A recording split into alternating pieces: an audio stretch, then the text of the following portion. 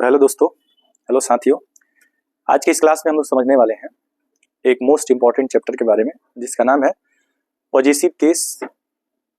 और possessive case में हम लोग समझने वाले हैं possessive adjectives, possessive pronouns and possessive case of noun. तो बने रहिए हमारे साथ। आज की इस क्लास में हम लोग इसी के बारे में बात करने वाले हैं। तीन चीज़ों के बारे में हम लोग बात करेंगे। पहला चीज़ हम लोग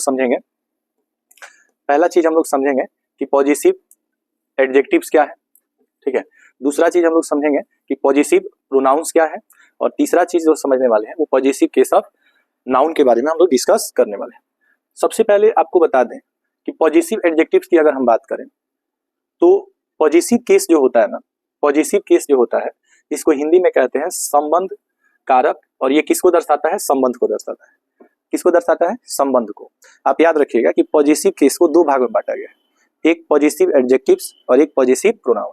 एक पॉजेसिव एडजेक्टिव्स आप यहाँ देख सकते हैं, एक पॉजेसिव एडजेक्टिव्स है जिसको पीए से डिनोट करेंगे, और एक आपका है पॉजेसिव प्रोनाउन, पॉजेसिव प्रोनाउन जिसको हम लोग पीपी से डिनोट करेंगे। पॉजेसिव एडजेक्टिव्स क्या होता है? तो माई, आवर, योर, ये सब माई हो गया, आवर हो गया, योर हो गया, हिज हो गया, हर, इट्स एंड देयर को पॉजेसिव एडजेक्टिव्स कहा जाता है। इसका प्रयोग हमेशा नाउन के साथ किया जाता है। इसका प्रयोग हमेशा किसके साथ किया जाता है? नाउन के साथ किया जाता है। जबकि माई को, आवर्स को, योर्स को, हिज को, हर्स को और देयर्स को पॉजेसिव प्रोनाउंस कहा जाता है, और इसका प्रयोग हमेशा नाउन के बिना किया जाता है। माई हो या माइन हो, इस दोनों का मीनिंग सेम होता है। माई का अर्थ होता है मेरा, मेरी, मेरे। आवर का अर्थ होता है हमारा, हमारी, हमारे। योर का अर्थ होता है तुम्हारा, तुम्हारी, तुम्हारे। हिज का अर्थ होता है उसका, उसके, उसके। इसका प्रयोग पुल्लिंग के लिए होता है। हर का अर्थ होता है उसका, उसकी, उसके। इसका प्रयोग स्त्रीलिंग के लिए होता है।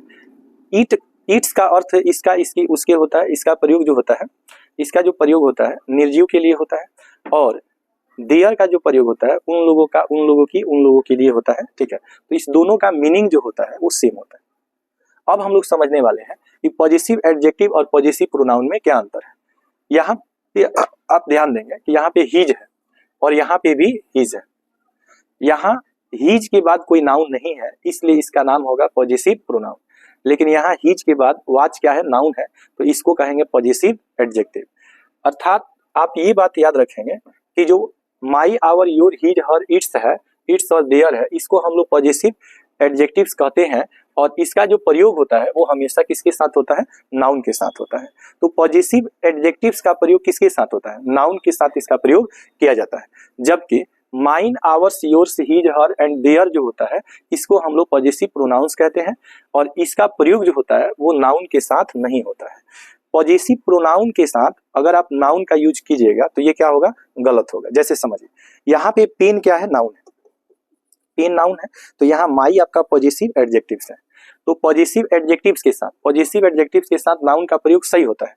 लेकिन यहाँ पे माइन जो है ना, ये प्रोनाउन है, तो अगर आप माइन पेन लिखिएगा तो गलत हो जाएगा। आप ऐसे नहीं लिख सकते हैं दिस इज माइन पेन, नहीं होगा। तो इससे आप समझ गए होंगे कि जो पॉजेसिव प्रोनाउन होता है ना, जो ये पॉजेसिव प्रोनाउन है, इसके साथ आप कभी भी नाउन का यूज नहीं कर सकते। ये विदाउट नाउन यूज होता है और ये विद नाउन यूज होता है। इसके साथ नाउन का प्रयोग हमेशा होता है, इसके साथ नाउन का प्रयोग नहीं होता है, ठीक है। तो यही चीज हमने आपको बताया कि पॉजेसिव एडजेक्टिव्स जो होता है इसके साथ नाउन लगता है, और पॉजेसिव प्रोनाउन जो होता है इसके साथ नाउन का प्रयोग नहीं होता है। अब यहाँ पे समझिए, पॉजेसिव एडजेक्टिव्स आप समझ गए, माई को, आवर को पॉजेसिव एडजेक्टिव कहते हैं और इसके साथ नाउन का प्रयोग होता है। माइन, आवर्स जो होता है पॉजेसिव प्रोनाउन होता है, इसके साथ नाउन का प्रयोग नहीं होता है। अब हम लोग को समझना है possessive case of noun. Possessive case of noun की बात करें तो ये दो वर्ड जो आप देख रहे हैं, क्या क्या? एक अपोस्ट्रोफी एस और एक ऑफ। ये दो वर्ड का जो मीनिंग होता है वो होता है का, के, की। इसका किसका?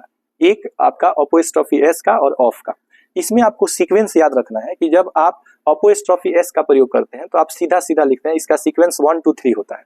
जैसे इसको एग्जांपल से समझिए, जैसे दिया मोहन की बहन, तो इसमें सबसे पहले मोहन को मोहन लिख देंगे, की के लिए अपोस्ट्रोफी एस लिख देंगे और बहन को हम लोग यहाँ पे सिस्टर लिख देंगे। तो मोहन सिस्टर का अर्थ हो जाएगा मोहन की बहन। लेकिन जैसे ही आप ऑफ का यूज करेंगे तो इसका सीक्वेंस चेंज हो जाएगा।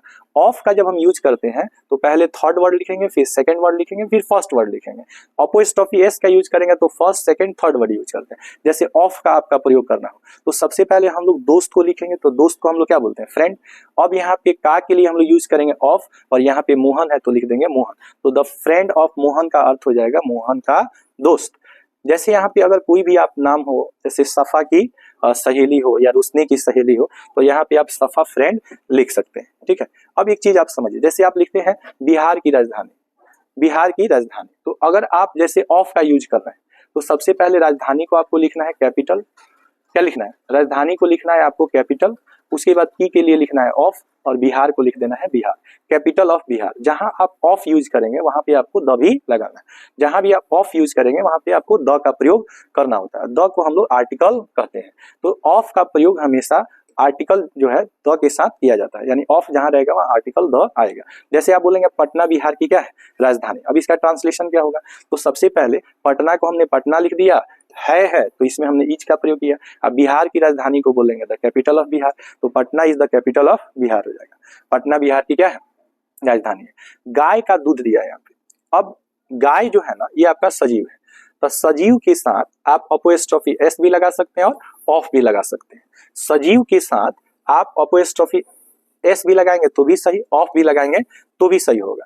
लेकिन अगर निर्जीव हो तो निर्जीव के साथ आप कभी भी अपोस्ट्रोफी एस का प्रयोग नहीं कर सकते हैं। जैसे अगर आप कहिएगा, जैसे आप कहिएगा घर का दरवाजा, घर का दरवाजा। अब यहाँ पे आप देखिएगा कि घर क्या होता है, निर्जीव होता है। तो अगर आप यहाँ पे हाउस डोर लिखिएगा ना तो ये गलत हो जाएगा, हाउस डोर नहीं होगा। हाउस डोर क्यों नहीं होगा, क्योंकि घर का जो दरवाजा है ये घर क्या है, आपका निर्जीव है, और निर्जीव के साथ आप कभी भी अपोस्ट्रोफी एस का प्रयोग नहीं कर सकते हैं। अपोस्ट्रोफी एस का प्रयोग नॉन लिविंग थिंग के साथ गलत होता है। ऑफ का प्रयोग आप करेंगे नॉन लिविंग थिंग के साथ सही होता है।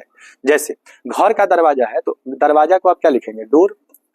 यहाँ पे का है तो यहाँ पे लिखेंगे ऑफ, और घर को लिखेंगे हाउस। और जहां आपने ऑफ लगाया वहां पे इसके पहले नाउन के पहले द लगाना, तो the door of the house का अर्थ हो जाएगा घर का दरवाजा। ठीक है, जैसे अगर आपको लिखना हो कुर्सी की टांगे, कुर्सी की टांगे लिखना हो तो अब टांग को हम लोग क्या बोलते हैं, लेग्स। लेग्स की का क्या हो जाएगा ऑफ, और कुर्सी का हो जाएगा चेयर, चेयर।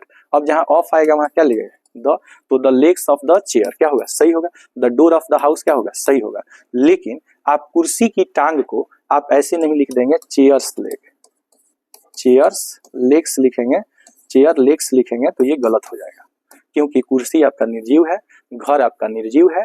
निर्जीव के साथ अपोस्ट्रोफी एस का प्रयोग नहीं होता है। सजीव के साथ अपोस्ट्रोफी एस और ऑफ दोनों लग सकता है। तो आप एक नोट याद रखेंगे, आप एक नोट याद रखेंगे कि सजीव के साथ, सजीव मतलब लिविंग के साथ, लिविंग के साथ आप अपोस्ट्रोफी एस और ऑफ दोनों का प्रयोग कर सकते हैं। लेकिन नॉन लिविंग के साथ, नॉन लिविंग मीन्स क्या, निर्जीव, निर्जीव के साथ जो होता है वो केवल ऑफ का प्रयोग सही होता है और अपोस्ट्रोफी एस का प्रयोग गलत होता है। और इसी ऑफ अपोस्ट्रोफी एस को कहते हैं positive case of noun, positive case of, इसको नाउन कहा जाता है। ठीक है, जैसे अगर आप कहिएगा कि, अगर आप कहिएगा कोई भी ले लीजिए, फूलों का रंग, फूलों का रंग, तो रंग को हम लोग बोलते हैं colour, colour of the flowers.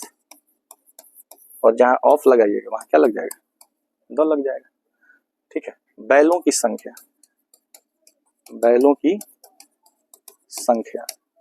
अब ये बैल जो है ना वो क्या है, सजीव है, तो आप इसको दो तरह से बना सकते हैं। एक बैल को हम लोग ऑक्सेंस बोलते हैं, ऑक्सेंस नंबर बोल सकते हैं तो भी सही, या the number of the oxen. Ox का प्लूरल ऑक्सेन होता है, ऑक्सेज लिखना गलत होता है या ऑक्सेंस लिखना गलत होता है।